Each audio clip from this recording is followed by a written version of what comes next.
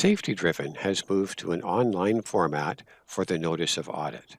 This short video will show you how to use the new process.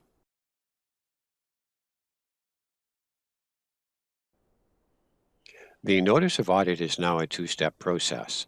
We'll begin by requesting a Notice of Audit by going to the Certificate of Recognition, down to Core Audits, clicking here, and over to the menu on the left where we click on Auditor Forms. This brings us to the Auditor Forms page where you can click on the Notice of Audit for large or small companies. Once the Request for Notice of Audit page is displayed, please complete the company name, auditor name, auditor email, and WorkSafe BC account numbers. Scrolling to the bottom of the page, you'll find there's a Submit button.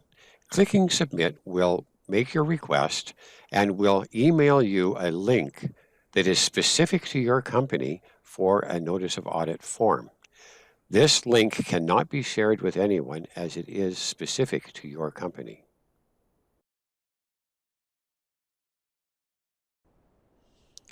After clicking on the link in your email, you'll be taken to this page, Your Notice of Audit, and please note this form is specific to your company. Also note that it's possible to partially complete this form, save, and return later. We will cover that process at the bottom of this page. The Notice of Audit form begins by asking for information on the company being audited. This is your WorkSafe BC account number, the legal name of the company, a trade name if any is used, and the address of the company's BC head office. Following this, we ask for information on any classification units that are attached to this account. If the company has more than one classification unit, clicking the plus sign will continue to add fields as required. Too many fields, clicking the minus sign will remove the extras. As each classification unit is added, please check off whether or not the classification unit will be part of this audit.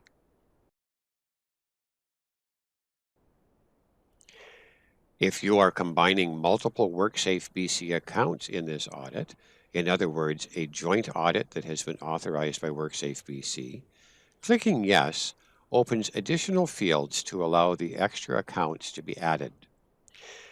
Continue to add additional companies as required, and if too many are there, you can delete them like so. Also, each company will have classification units attached to it, and if you would complete the classification units and whether or not they are part of that particular audit.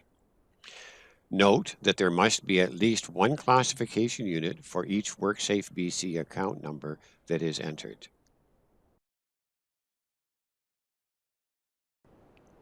Next is the company contact information.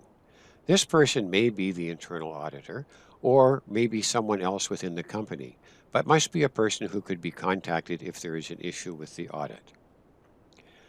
Auditor information includes auditor name, email, and phone number, along with auditor type, which may be one of internal, student, or external auditor.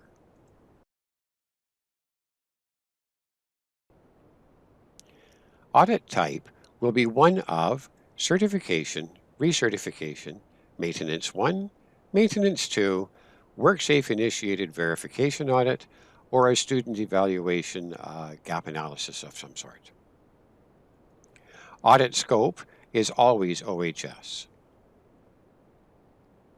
Your audit timelines are anticipated and are your start date of on-site activities, the end date of on-site activities, and your expected report submission date.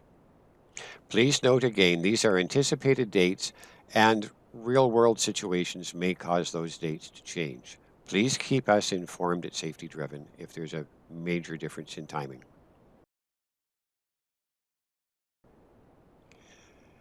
Company size.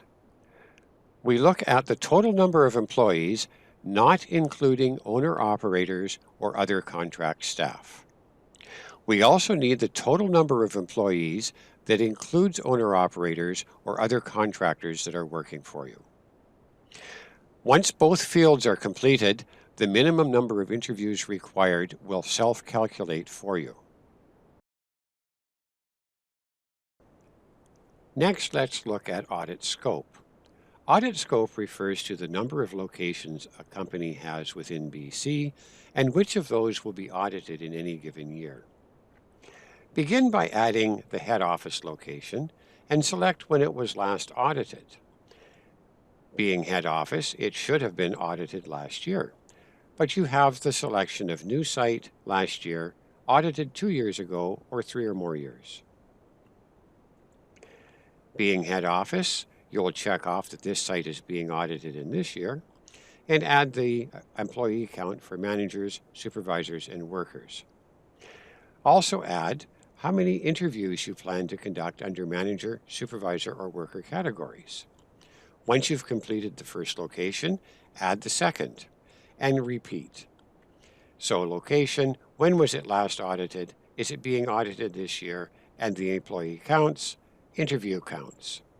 Continue adding until all locations in BC are covered, and the sum total at the bottom will automatically calculate here for you.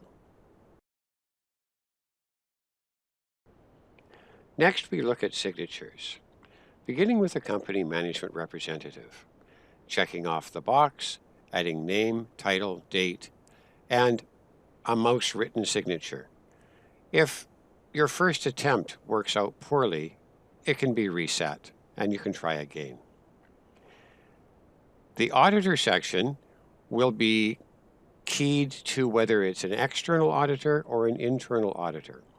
Again, checking off the affirmation, adding name, title, date, and your mouse written signature, which again can be reset. The form is now complete. Clicking Submit at this point will send the form to Safety Driven directly, and it will erase everything above. So please do not click the Submit button until you are absolutely sure you're ready to submit the form. Clicking Save and Return Later causes the form to be saved without loss of any data. It emails a link to that secure form, and that link can then be used to return and complete the form. This is often useful when you have the auditor and the management representative in different locations and you need to have the form signed. The Save and Return will allow one person to complete the form up to a certain point. Click Save and Return, share the link with the other party who then signs the form and can submit, or hit Save and Return later and the original party can submit. To recap, hitting Submit erases everything on the form as it is all sent on to Safety Driven. Hitting Save and Return later forwards a web link to you via email that will allow you to return to this form and complete it at a later time.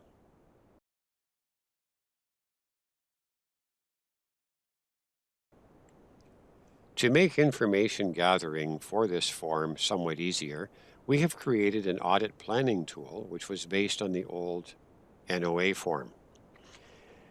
It is downloadable from the Auditor Forms page on the Safety Driven website and is available for your use that will assist in making this somewhat easier to gather the data.